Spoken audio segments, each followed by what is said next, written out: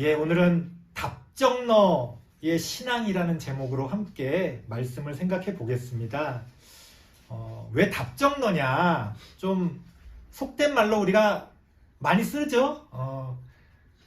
답을 정해놓고 물어보는 거예요. 그럼 너는 내가 정해놓은 답만 대답해라. 그래서 그걸 우리가 흔히 답정너다 이제 이렇게 줄임말로 요새 많이 쓰는 표현입니다. 왜 답정너라는 말씀을 드렸냐면, 어떻게 저렇게 믿음이 좋고 그래도 어쨌든 교회에서 존경받는 저런 분들이 저렇게 몰상식하고 때로는 비인격적인 저런 행동을 하는 걸까? 참 이상하다, 그런 생각이 들 때가 아마 종종 있을 겁니다. 뭐 어디에나 좀 잘못하는 사람은 있으니까 뭐 뉴스에 이렇게 나오는 뭐 그런 어떤 범죄적인 성격의 그런 사람들을 말하는 건 아니에요. 그냥 우리의 일상에서 만날 수 있는, 하지만 의외로 참 이상하다 싶은 그러한 어떤 그리스도인들의 모습을 발견할 때마다, 아니 하나님을 믿는다고 하는 사람들이, 하나님의 진리를 믿는다고 하는 사람들이 어떻게 저렇게 행동할 수 있지? 라고 하는 그런 의문이 들 때가 있습니다. 그 사람들은 믿음이 없는 걸까요? 아니요. 어떤 면에서는 우리보다 더 믿음이 좋게 보여질 때가 있죠. 나는 새벽 예배도 잘 못 나가는데 저 사람들은 막 새벽 예배도 열심히 나가고, 나는 뭐 헌금도 그렇게 좀 마음껏 못하는데 저 사람들은 막 헌금도 막 하고 굉장히 많이 하는 것 같고, 막 그런 것들을 보면 야, 믿음이 없이 저렇게 할 수는 없을 텐데 어떻게 저 사람들이 저렇게 좀 이상한 행동들을 하는 걸까? 뭐가 문제일까? 믿음이 없어서 그런 거면 이해가 되는데, 분명히 믿음이 있는데, 심지어 그 믿음이 나보다 더 뜨겁고 나보다도 굉장히 크게 느껴질 때가 있는데 왜 저런 일들이 벌어지는 건가? 라고 했을 때 제가 발견한 답은요, 바로 그 사람들의 신앙이 답정너의 신앙이라는 거예요. 거기에 문제가 있다는 거예요. 답을 정해놓고 믿기 때문에 그 많은 문제들이 벌어집니다. 대부분 그렇게 신앙이 좋은 분들은요, 자기가 답을 안다고 생각해요. 내가 믿는 게 옳다고 생각해요. 심지어 내가 믿는 게 전부라고 생각합니다. 그러니까 뭐 더 이상의 다른 답이 필요 없잖아요. 답은 정해져 있어요. 그렇기 때문에 거기서부터 모든 문제가 시작됩니다. 오늘날 한국교회의 신앙의 모습이 왜 이렇게 이상하냐? 왜 이렇게 뭔가 좀 뒤틀려져 있냐? 바로 우리도 모르게 우리 안에 답정너의 신앙을 갖고 있기 때문에 그래요. 두 가지 차원에서 말씀드리겠습니다. 오늘 본문을 통해서요. 첫 번째는요, 답을 정해놓고 진리를 왜곡합니다. 어떻게 하냐면요, 59절 말씀 볼게요. 59절 같이 한번 읽어보겠습니다. 예수님을 붙잡아온 대제사장들과 당시의 종교 지도자들이 어떻게 했는지를 봐요. 59절 시작. 대제사장들과 온 공회가 예수를 죽이려고 그를 칠 거짓 증거를 찾으매. 지금 예수님이 붙들려 온 이 공회는요, 오늘날로 치면 재판소예요. 재판관 앞에 지금 쓴 거예요. 재판을 받고 있는 거예요. 그런데 이미 답은 정해졌어. 이 예수는 죽여야 되는 사람이야. 사형을 선고해야 되는 사람이에요. 이미 답을 정해놓고 그 예수에게 사형 선고를 낼 거짓 증거를 찾았다는 거예요. 오늘날 우리의 삶 가운데서도요, 그런 식으로 없는 사실을 만들어내는 경우가 있어요. 60절 봐요.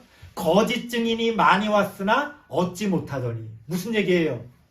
없는 사실을 만들어내려고 했는데 가만히 보니까 앞뒤가 안 맞아. 그러니까 아무도 받아들일 수가 없는 거지.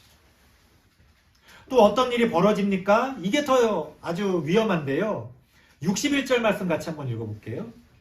61절 시작. 이르되 이 사람의 말이 내가 하나님의 성전을 헐고 사흘 동안에 지을 수 있다 하더라 하니. 예수님이 그런 말씀을 하셨어요. 너희가 이 성전을 헐어라. 그럼 내가 사흘 만에 다시 짓겠다. 이런 말씀을 하시기는 했어요. 그런데 율법에요, 그런 말을 했다고 죄가 되진 않아요. 실제로 예루살렘 성전을 허물어뜨리면 죄가 돼요. 근데 예수님의 말씀은 뭐였냐면 너희가 헐어라. 그러면 내가 사흘 만에 다시 짓겠다. 이건 이제 비유적인 표현이죠. 예수님이 죽으시고 나중에 3일 만에 부활하시겠다고 하는 것을 비유적으로 말씀하신 건데 사람들이 그걸 이제 말꼬투리를 딱 잡습니다. 이 사람이 하나님의 성전을 헐고 사흘 동안에 지을 수 있다고 얘기하더라. 자, 그런 말을 하긴 했어요. 하지만 그건 죄가 되질 않습니다. 하지만 있는 사실을 여기저기 끼워 맞춰서 왜곡시키는 거예요.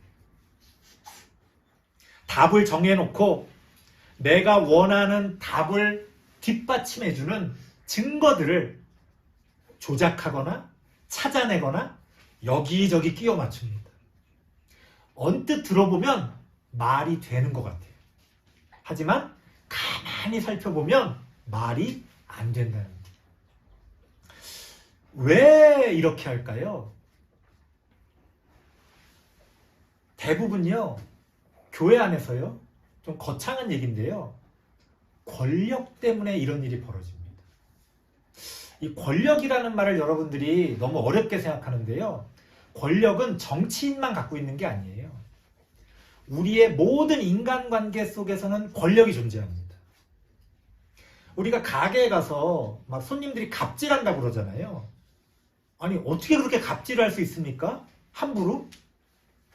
그 안에는 권력 관계가 있는 거예요. 내가 돈을 냈기 때문에 나는 그럴 수 있다고 생각하는 거예요. 너는 내 돈을 받는 사람이니까 그것을 감수해야 된다고 생각하는 거예요. 이 권력이에요, 이게. 부부 간에도 권력이 있고요, 친구 간에도 권력이 있어요. 정도의 차이만 있을 뿐이지 우리의 모든 관계 가운데는 권력이 존재합니다. 그리고 두세 사람이 모이면 그 공동체 안에서 또 권력이 존재하죠. 하물며 교회는 어떻습니까? 얼마나 다양한 사람들이, 각양각색의 사람들이 모여 있잖아요. 교회 안에서도요, 자신의 권력을 정당화하기 위해 논리를 만들어냅니다. 대부분 권력이 있는 사람들이 그런 일을 해요. 목사, 회개합니다. 목사가 제일 많이 그렇게 해요. 무슨 얘기냐면 내가 성도들한테 하고 싶은 말이 있는 거야, 이미. 내가 이렇게 보니까 요새 성도들이 좀 게을러. 그러면 그 게으른 걸 지적하고 싶어. 그러니까 성경에서 그걸 막 찾아. 그걸 지적하는 말을 막 혼내주는 거예요. 틀린 말은 아니에요. 뭐 우리가 좀 게으르기도 하고 뭐 성경에 그 말씀도 나와요. 하지만 이건 설교가 아닙니다. 왜? 답을 정해놓고 자신의 어떤 권력, 내가 뭔가를 이렇게 가르치겠다, 내가 뭔가를 주입해주겠다라고 하는 그 의도를 가지고 설교를 하는 거죠. 이건 설교가 아니에요, 사실. 내 권력, 그게 무슨 아주 나쁜 의도가 아니더라도 내가 옳다고 생각하는 것을 주입하고 내가 옳다고 생각하는 울타리를 성도들이 벗어나면 안 된다고 생각하기 때문에 그걸 조작하는 거예요. 그걸 끼워 맞추는 거예요, 증거를. 그래서 성경을, 예를 들어서 어떤 본문을 설교한다 그러면 하나님, 이 본문을 통해서 하나님이 오늘 지금 나에게 말씀하시는 게 뭡니까? 하고서 하나님께 나아가야 되는데 이미 답은 정해져 있어. 내가 할 말의 결론은 정해져 있고 서론과 본론을 끼워 맞추는 거예요. 저는 그 목사님들이, 그 장로님들이, 그 열심히 있는 성도님들이 아주 나쁘다고 생각하진 않아요. 아마 자기들은 사람들을 위해서, 성도들을 위해서, 우리 가족을 위해서, 내 자녀를 위해서 그런다라고 아마 생각할 거예요. 하지만 잘못된 겁니다. 아무리 의도가 좋아도요, 그런 식으로 하는 것은 하나님 앞에서 그건 잘못된 거예요. 가장 손쉬운 방법, 하나님을 동원하는 거지. 이게 하나님의 뜻이다. 이렇게 성경에 쓰여져 있다. 이렇게 말하면 할 말이 없잖아요. 그렇기 때문에 이렇게 답을 정해놓고 진리를 왜곡하는 모습에 대해서 우리는 단호하게 그런 것들을 분별하고 거부할 수가 있어야 합니다. 두 번째는요. 63절 같이 한번 읽어볼게요. 63절입니다. 시작. 예수께서 침묵하시거늘 대제사장이 이르되 내가 너로 살아계신 하나님께 맹세하게 하노니 너가 하나님의 아들 그리스도인지 우리에게 말하라. 보세요. 이 재판의 원래 목적은 뭐냐면은 예수님이 행하신 어떤 일들이 뭔가 율법에 어긋나는 거 아니냐. 그래서 지금 예수님을 잡아온 거예요. 그런데 어긋나는 걸 아무리 찾으려고 해도 막상 찾으려니까 없어. 분명히 이 종교 당시에 종교 기득권을 갖고 있는 사람들이 볼 때는 문제가 있어. 자기들이 볼 때는 마음에 안 들어. 근데 재판장에 불러가지고 사형 선고를 하려고 그러는데 사형을 받을 만한 그런 죄를 범하지가 않았어요. 뭐 기껏해야 뭐 집행유예. 그러니까 당황스러운 거예요. 그러니까 이 대제사장의 속마음이 드러납니다. 뭐라고 드러납니까? 야, 너가 하나님의 아들 그리스도인지 우리에게 말하라. 예수님은 한 번도요, 자신이 여기서 그리스도라는 건 메시아라는 거예요. 예수님은 한 번도 내가 메시아다라고 말한 적은 없어요. 메시아가 행할 만한 일을 하시긴 했는데, 그래서 사람들은 예수님이 메시아라고 믿고 따랐는데, 예수님은 한 번도 내가 메시아다 이렇게 말한 적이 없어요. 당시 종교 지도자들은요, 그게 궁금했던 거예요. 그리고 그 부분을 지적하고 싶었던 거예요. 야, 혹시 네가 하나님의 아들 그리스도냐? 혹시 네가 메시아냐? 메시아라고 말하는 순간 이유 불문하고 사형을 선고할 수가 있는 거죠. 왜? 그 사람이 메시아인지 아닌지를 증명해 주는 건 종교 지도자들이에요. 당시에 권력이 그렇게 돼 있어요. 그래서 예수님이 말씀을 안 하신 거예요. 왜? 말해봤자 소용이 없거든요. 내가 메시아다라고 말해봤자 소용이 없어요. 나의 삶을 통해, 나의 가르침을 통해 그것을 믿을 사람은 믿고 믿지 못할 사람은 못 믿는 거지, 내가 메시아라고 주장한다고 해서 그것이 아무런 의미가 없다는 걸 예수님은 아시고 계셨어요. 그래서 오늘 우리가 살펴본 구절에는 없습니다만 64절 있네요. 64절에 보면 예수님이 이렇게 말씀하십니다. 나는 그렇게 말한 적 없는데 너가 지금 그렇게 말하는구나. 혹시 네 마음에 내가 메시아인지 혹시 흔들리는, 이미 답은 정해놨는데 걱정이 되는 거야, 이 대제사장이. 왜? 설마 행동하는 거 보니까 막 기적을 일으키고 가르치는 거 보니까 막 권위가 있고, 설마 분명히 내가 볼 때는 아닌데 혹시나 설마 메시아일까? 그런 고민이 이 대제사장 마음에 있는 거예요. 그럼에도 불구하고 분명히 드러난 결과만 봐서는 예수님이 메시아가 분명한데, 아니 성경 공부 안 하고 신학교 안 다닌 성도들도 다 메시아인 줄 알고 있는데 이 사람들은 율법에 따라 요만큼도 흠을 잡을 수 없는데도 예수님이 메시아인 걸 받아들일 수가 없는 거예요. 왜? 답은 이미 정해져 있으니까. 예수님이 메시아라고 하면 자신들의 권력은 다 무너지는 거예요. 예수님의 가르침 자체가 자신들이 그동안 갖고 있었던 그 권력을 다 무너뜨리고 사람들을 그대로 하나님께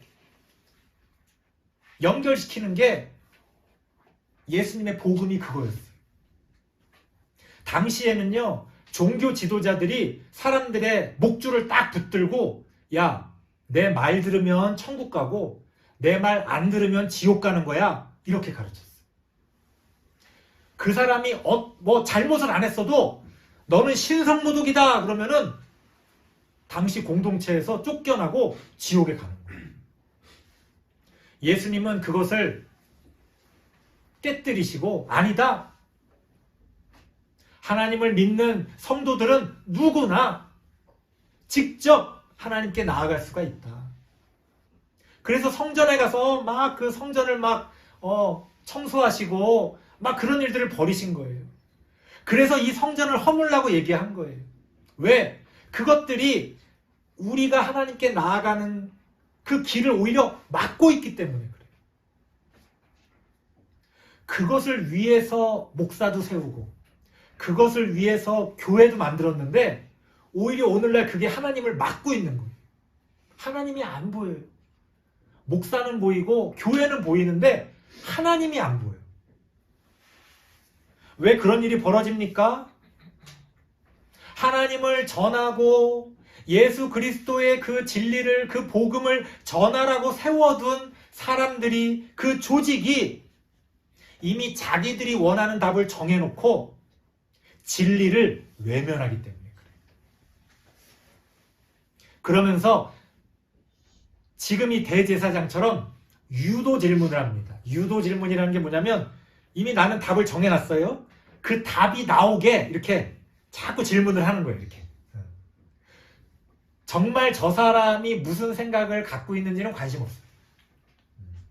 내가 원하는 답을 이끌어내기 위해서 유도 질문을 하는 거예요. 여러분, 거짓 신앙이라는 거는요, 잘못된 것을 믿어서 거짓 신앙이 아니에요. 잘못된 것을 믿는 거는 뭐 이단들처럼 그건 분명해요. 아유, 저건 뭐 잘못됐지. 정말 무서운 게 뭔지 알아요? 우리 안에서 자기가 믿고 싶은 것만 믿는 것도 거짓 신앙입니다. 하나님의 진리가 이만큼 있는데 그 중에서 내가 믿고 싶은 것만 골라서 믿는 거예요. 그것도 거짓 신앙이에요. 아니, 어쨌든 이건 옳잖아요. 아니요. 우리가 어떤 사람의 말을 들을 때도 문맥이 중요하잖아요. 우리는 하나님의 말씀을 말씀 전체로서 받아들이는 거지 내가 믿고 싶은 것만 따오는 게 아니에요. 그래서 제일 무서운 사람들이 자꾸 자기 논리를 증명하기 위해서 성경에 있는 한두 구절을 주장하는 거예요. 우리가 신학적으로도요, 성경을 믿는다라고 할 때 그거 신학적인 개념은 뭐냐면요, 성경에 나오는 어느 한두 구절을 믿는 게 아니에요. 성경에는요, 이상한 말도 많아요. 왜냐면 이렇게 역사가 기록되어져 있기 때문에 나쁜 빌런들도 많아요, 성경에. 그리고 그 빌런들의 주장들도 있어요. 심지어 욥기 같은 데 보면 막 마귀가 나타나서 막 자기 주장을 막 펼치잖아요. 그러면 그걸 이렇게 따와가지고 말하면 그게 하나님의 뜻입니까? 아니죠. 그러니까 신학적으로요, 내가 성경을 믿는다라고 할 때는 성경 66권 전체를 믿는다는 거예요. 그래서 그 66권 전체의 문맥이 중요합니다. 그런데 이단들은요, 거짓 신앙을 가지고 있는 사람들은요, 그 중에 자기가 믿고 싶은 몇 가지만 골라서 주장해요. 그런 사람들은요, 성경을 막 암송합니다. 여러분들 이렇게 여호와의 증인이나 이런 이단들하고 대화해보세요. 그 성경의 몇 구절을 막 달달달 암송을 해요. 그러니까 우리가 언뜻 듣기에는 막 찾아보라 그러면 진짜 그게 성경에 있네? 그러니까 이제 할 말이 없는 거야. 나는 성경을 모르는데 저 사람 막 암송하니까. 어떤 날에 나한테 걸렸어, 그 사람이. 그래갖고 막 내가 목사인지 모르고 막 암송을 하더라고. 보통 때 같으면 제가 그냥 지나가는데 그때 좀 시간도 있고 해서 질문을 했어요. 지금 말씀하신 그 구절이 무슨 뜻인지는 알고 얘기하는 거냐. 앞뒤 구절을 찾아보면 그 의미가 아니거든. 심지어는 어떤 걸 반대하려고 그 말을 했는데 그 말만 딱 따와가지고 그거를 마치 찬성하는 것처럼 주장을 해요. 그래서 내가 성경 찾아보라고. 앞에 이런 말 있고 뒤에 이런 말 있지 않냐. 잘못됐다. 그랬더니 깨갱하더라고요. 그래서 저한테 연락처를 달라고 그러더라고요. 자기는 잘 모르고 자기 선생님이 계신데 선생님을 불러오겠다는 거예요. 그래서 제가 그랬어요. 선생님을 불러오는 거에는 내가 관심이 없는데 일단 방금 나한테 잘 모르겠다고 그랬으니까 이제 이거 그만하시라고. 자기도 잘 모르는 거를 왜 길거리에서 이렇게 전하고 있냐. 하지 말라고. 그랬더니 자기 선생님이 오시면 막 그러더라고요. 됐다고. 성경을 그렇게 보시면 안 된다. 이렇게 말씀을 드렸는데 어차피 그 사람은 성경을 어떻게 보는지를 알고 싶어 하지 않아. 답은 정해져 있어. 자기들이 생각하는 어떤 교리. 그러니까 원래 성경이 그 뜻이 아니에요 라고 말해봤자 그 사람은 그걸 들으려고 하질 않아요. 그러니까 진리를 외면하는 거예요. 외면하는 거예요. 왜 이런 일이 벌어져요? 내가 믿고 싶은 진리만 믿으려고 하는 거예요. 괜히 좀 불편하고 내가 생각할 때 좀 어렵고 좀 내 생각에는 좀 그런 아닌 것 같은데 싶은 거는 외면하는 거예요. 하지만 우리가 하나님을 믿는다는 거는요. 내가 싫은 것도 하나님이 옳다 하시면 받아들일 마음의 준비가 되어 있어요. 여러분들 학교 가서 공부할 때 어떻습니까? 답 정해놓고 가요? 말도 안 되잖아요. 뭔가를 배우러 가는 거잖아요. 그래서 선생님이 뭘 가르쳐 주시면 그 선생님이 제대로 가르쳐 주신다는 전제하에 내가 잘못 알았구나. 새로운 걸 배우러 가는 거예요. 근데 왜 교회 나오는 사람들이 하나님 앞에서 배우겠다고 말만 하면서 왜 진리를 외면합니까? 왜 배우려고 하지 않습니까? 설교를 마치겠습니다. 오늘 말씀드린 두 가지요. 답을 정해놓고 진리를 왜곡하는 거나 막 조작하고 막 끼워 맞추고 답을 정해놓고 진리를 외면하는 거. 자기가 믿고 싶은 것만 갖다가 막 믿는 거죠. 공통점이 뭐예요? 이 사람들은요. 실제로는 진리에 관심이 없다는 거예요. 하나님이 정말 뭘 우리에게 말씀하시느냐? 그 하나님의 음성에는 관심이 없다는 거예요. 그러니까 이런 일이 벌어지는 거예요. 정말 하나님의 음성에 귀를 기울이시기 바랍니다. 하나님의 말씀이 오늘 우리에게 무엇을 말씀하시는지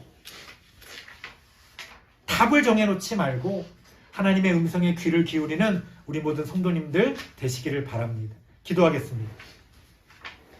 하나님 감사합니다. 우린 혹시나 답을 정해놓고 하나님 앞에 나와 있지는 않습니까? 지금 오늘 우리에게 말씀하시는 그 하나님의 음성에 진심으로 귀를 기울이며 우리를 바꾸고 또 변화시키기를 우리는 원하고 있습니까? 하나님 우리를 가르치시고 주의 선한 길로 인도하여 주옵소서. 우리가 잘못된 길로 갈 때에 우리를 올바른 길로 인도하여 주시고 하나님과 동행하며 우리가 바른 길을 걸어갈 수 있도록 하나님 함께하여 주옵소서. 예수님의 이름으로 기도드리옵나이다. 아멘.